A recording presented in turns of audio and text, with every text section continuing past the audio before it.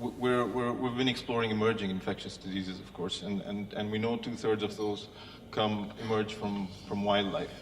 And so our take on some of the work in terms of engaging the private sector, engaging communities, has looked at issues where that risk of interaction between wildlife, livestock, and humans increases.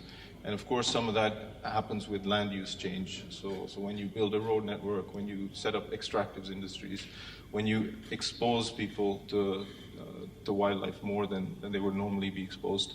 So we've been working with extractives companies in helping them understand some of the risks around that. And I think here's an interesting area where some lessons can be learned.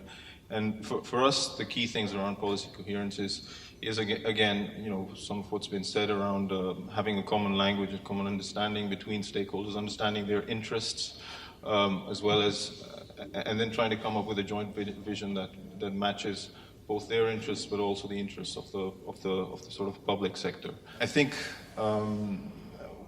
again, one of the key things in improving how we engage with these different stakeholders is to do good qualitative social research with them from the outset to understand, as I was saying, some of their needs.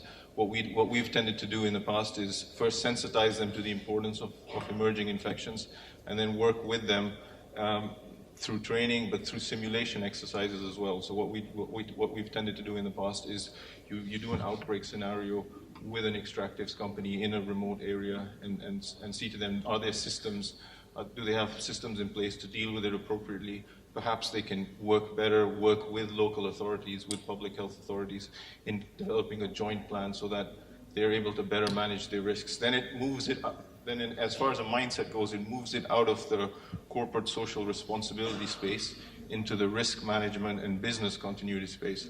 And that's where you can then get sustainability of a partnership, because for them then it's a business continuity issue rather than simply just a corporate social responsibility issue.